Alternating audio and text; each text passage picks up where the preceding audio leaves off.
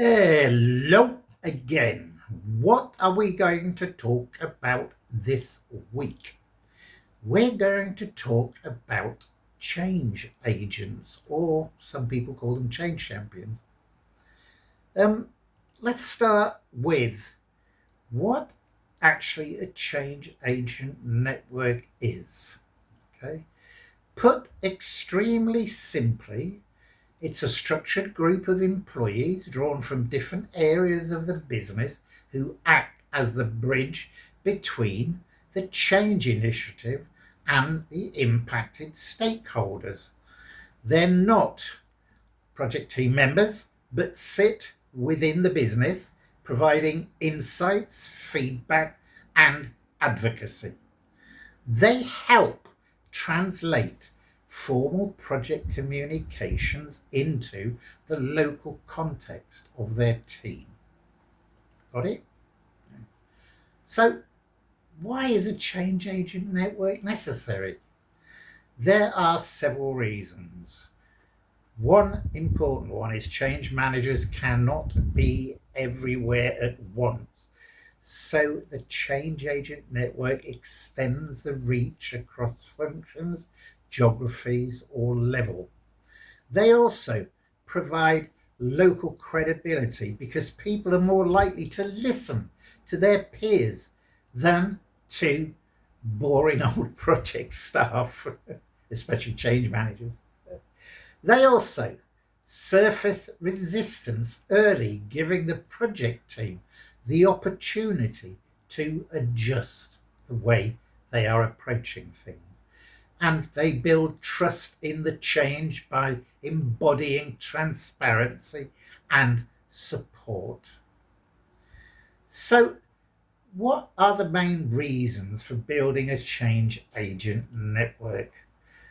Let's start by saying it's to accelerate adoption and usage and to reduce the risk of change fatigue.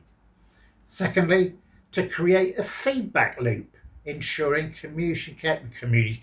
communication is two-way rather than one way. Then it's to embed ownership in the business rather than keeping change owned by the project. Also, it's to create sustainability once the project ends. And I bet you're thinking, where do change agents actually fit in? Well, let me tell you, they are positioned between the project and change team and the operational business. They are the conduit, if you like. They act as translators, turning technical or strategic language into everyday meaning for frontline employees. They're positioned as influencers, not decision makers, but they reinforce sponsorship and communication, but do not replace leaders. Also, they are ideally embedded within the impacted areas, so the departments, the functions, the geography related to the implementation.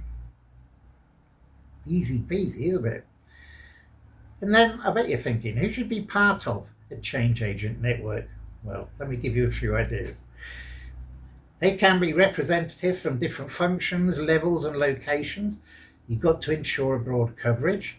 They should be people respected by their peers. Credibility is more important than hierarchy. They should also be open to new ways of working, be curious, and themselves be willing to learn. Also, they should be a mix of natural influencers, so the informal leaders, and also maybe some formal role holders like supervisors or even team leaders. It really is up to you how you actually, how you actually decide the makeup of a change agent network. So, what about success factors for a successful, effective, success factors for? Let me say that again. What about the success factors for an effective change agent network? Well, number one, they need visible leadership backing. Sponsors and leaders must actively endorse the network, making it clear that these agents or champions have influence and they have high level support. They must have a clear role definition. Spell out what change agents are expected and not expected to do, so there is no chance of any confusion. You've got to have the right people in the right role. Selection based on credibility, trust, and influence within their peer group, rather than just, are they available? Oh, they'll do. No. Adequate support and training. Provide context, tools, messaging guides, and an opportunity to practice so agents, champions, whatever, feel equipped to undertake their role. Two-way communication. Encourage agents to not only share updates, but also feedback, insights, and concerns from the business. What about regular engagement rhythm with your change agent? You need to have structured check-ins, forums, or workshops that keep the network active and connected.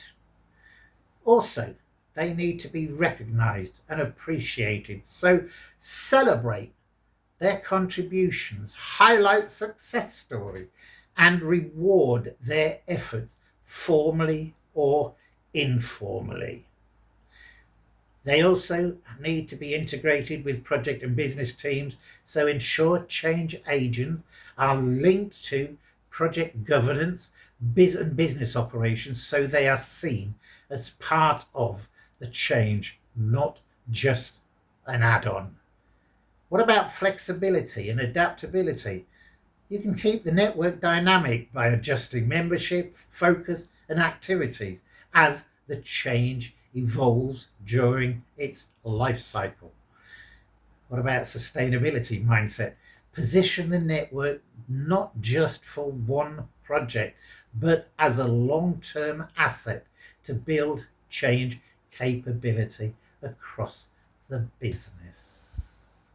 Change agents, very important aspect of change. Sometimes you need them, sometimes you don't. It really depends on the change manager and if they need a wide coverage into the business. If it's a smaller project, it's not really necessary. So there we go. A little bit of a long one today, but I hope it was interesting for you. So haven't got a clue what next week's what's this series called? Oh, Sunday SoundByte, isn't it? I haven't got a clue what next week's Sunday SoundByte is going to be. I don't even know if there's going to be one, but never mind, we'll see. Okay, cheers, bye.